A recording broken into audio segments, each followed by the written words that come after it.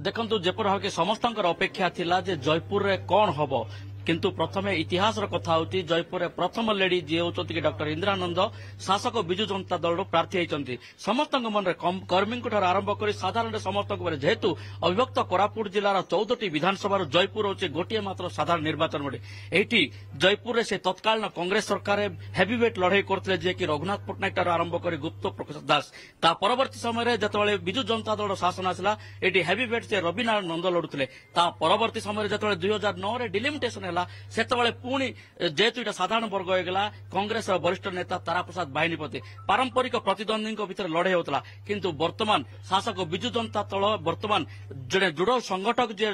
रविनंद थिले तांको एथर विश्वास को नहीं नांती किंतु तांकर पत्नी जी अच्छा डॉक्टर इंदिरानंद जड़े समवायविद तांको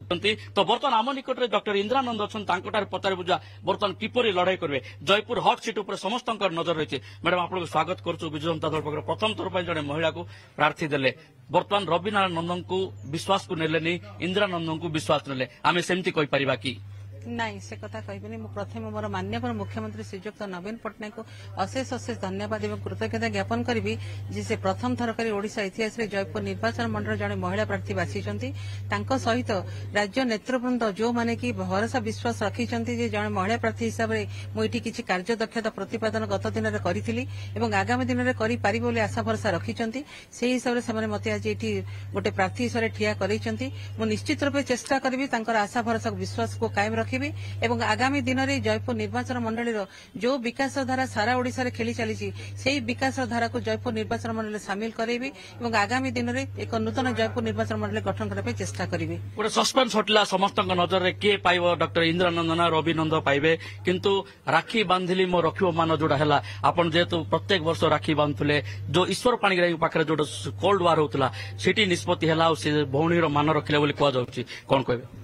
ताहा मध्य एक दूर सत्य कारण मु तांको भाई हिसाब से ग्रहण करछि पूर्वतन जिला सभापति श्रीजुक्त ईश्वर चंद्र पाणिग्राही से तांकर भूमिका मध्य रही जड़े महिला प्रार्थी को ये देवाई विगत दिन में से चेष्टा करते जड़े महिला प्रार्थी को दि जाए बोली किंतु आज जो जो कार्यक्रम करें मुझे धन्यवाद दूची आगामी दिन में आम समस्ते कौन लोक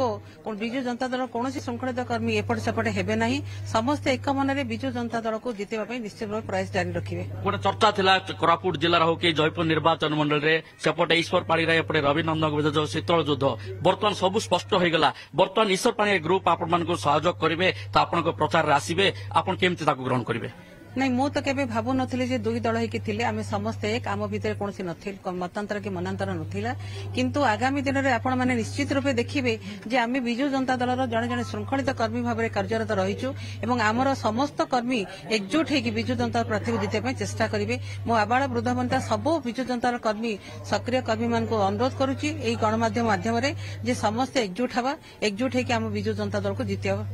मैडम सारा ओडिशा रे गोटे जयपुर गोटे चित्र आसुला सब बेले रवि तारा आसुला बर्तमान इंदिरा एंड तारा आसबो बीजेपी किए हम प्रथम कथा किंतु ताकू नहीं केमती हैंडल करेंगे गणमाध्यम होउचंदी चतुर्थ स्तंभ से माने जो नजर रे देखुचंदी से ताको परिप्रकाश करूचंदी मु आपण मान को पुनी थर अनुरोध करूची जे आपण माने कोनोसी हालत रे मध्य पुरुष महिला डिस्क्रिमिनेट करंतु नाही आज महिला एते सशक्त हेई पारिचंती से माने पुरुषर कांध को कांध मिसे काम करियो चेष्टा करिचंती एवं करिके मध्य देखैचंती तेणु आपण मान को पुनी थर अनुरोध करूची एई प्रकार विभ्रांतिकर तथ्य कोठी भी दियंतु नाही जे जने महिला ही से पारिबो नाही बोली तेणु निश्चय मोर आशा विश्वास रही जे बिजु जनता दलर समस्त कर्मी निश्चित भाव एकजुट कि आज लड़ाई करेंगे और बिजु जनता दल प्रार्थी को निश्चय जितेबे।